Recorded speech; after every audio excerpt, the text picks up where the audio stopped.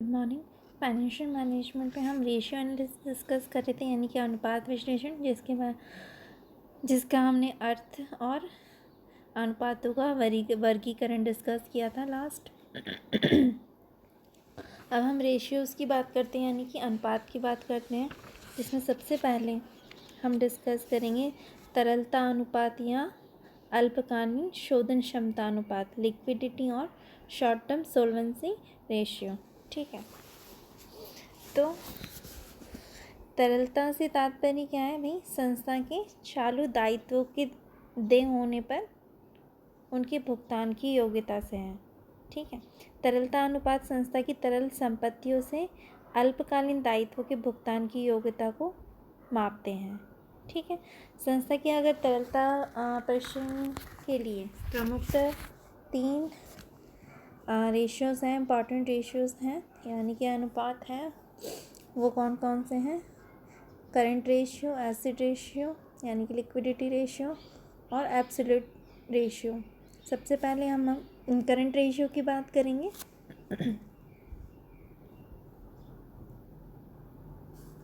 यानी कि चालू अनुपात, या हम इसे कार्यशील पूंजी अनुपात भी कह सकते हैं। तो चालू अनुपात यह चालू संपत्तियों एवं चालू दायित्वों के मध्य संबंध स्थापित करता है, इसीलिए इस अनुपात को कार्यशील पूंजी अनुपात के नाम से भी जाना जाता है। यह अनुपात संस्था की चालू तरलता के बारे में संकेत देता है, जो अल्पकालीन वित्तीय सृजनता का एक माप है। तो current ratio is equal to current assets upon current liabilities. ठीक है,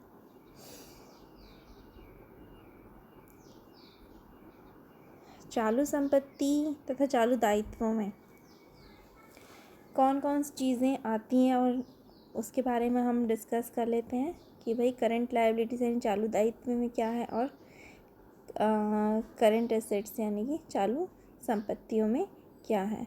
ठीक है, सबसे पहले हम करंट लायबिलिटीज़ यानी कि चालू दायित्व की बात करेंगे, तो जिसमें सबसे पहले है बिल्स पेबल यानी कि देय विपत्र, ये आता है। फिर है लेनदार यानी क्रेडिटर्स।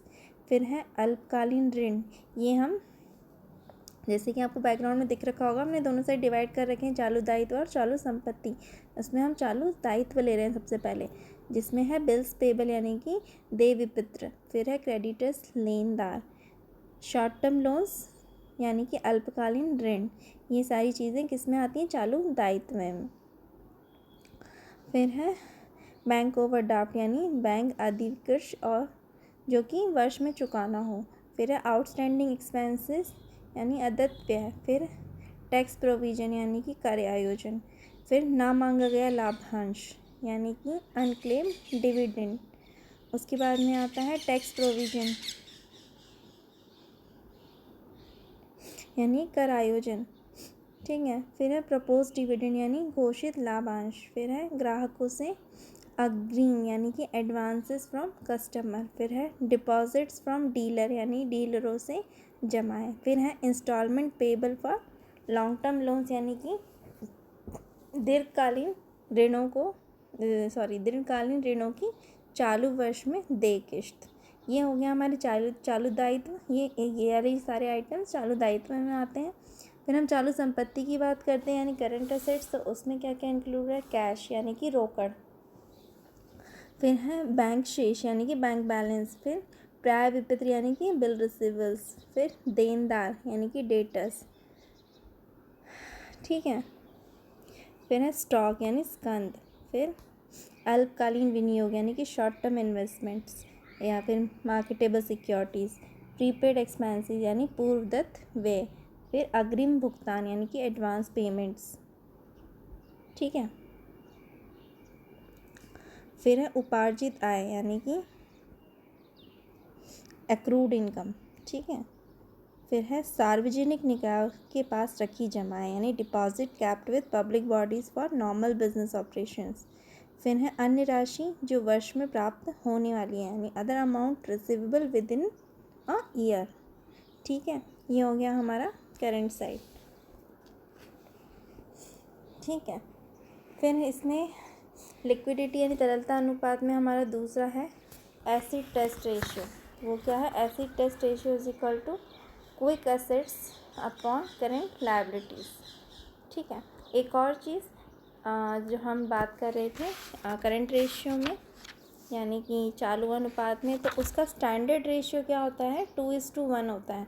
ठीक है, यानी आदर्श या हम इसे प्राम अनुपात जिसे कहते हैं, तो इसका आदर्श अनुपात क्या होता है, 2:1। अब हम एसिड टेस्ट रेशियो की बात करते हैं, तो वो है acid test is equal to quick assets upon current liabilities. हम त्वरित अनुपात की बात कर रहे हैं, तो त्वरित अनुपात को हम अलम्परक अनुपात यानी कि एसिड टेस्ट रेशियो व तरल अनुपात यानी कि लिक्विड रेशियो भी कहते हैं। यह अनुपात हमें ये जानने के लिए याद किया जाता है कि यदि संस्था को अपने चालू दायित्व का तुरंत अथवा निकट भविष्य में बहुत शीघ्र भुगतान करना पड़े तो क्या ये भुगतान किया जा सकता है, किया नहीं। ठीक है, तो त्वरित अनुपात का फॉर्मूला क्या है, quick ratio is equal to quick assets upon current liabilities, और we can say quick liabilities.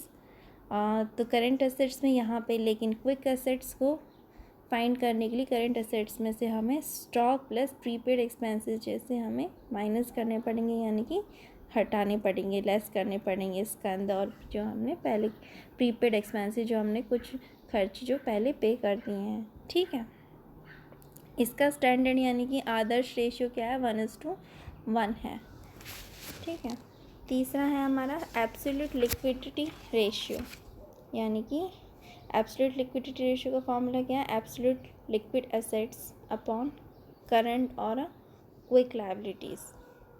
ठीक है, जिसे हम पूर्ण तरलता अनुपात कहते हैं। एब्सोल्यूट लिक्विडिटी रेशियो को हम हिंदी में पूर्ण तरलता अनुपात, इस अनुपात को उच्च तरलता अनुपात यानी कि सुपर क्विक रेशियो भी कहा जाता है, या फिर नकद स्थिति अनुपात यानी कैश पोजीशन रेशियो से भी जानते हैं। इस अनुपात की गणना के लिए रोकड़ शेष, बैंक शेष तथा विक्रय योगों की प्रतिभूतियों के योग में चालू दायित्वों को भाग दिया जाता है। ठीक है, यानी कि जैसे कि फॉर्मूला हमने देख लिया है कि भाई एब्सोल्यूट, आपको दिख ही रहा होगा बैकग्राउंड में, absolute liquidity ratio is equal to absolute liquid assets upon current और क्विक लायबिलिटीज़।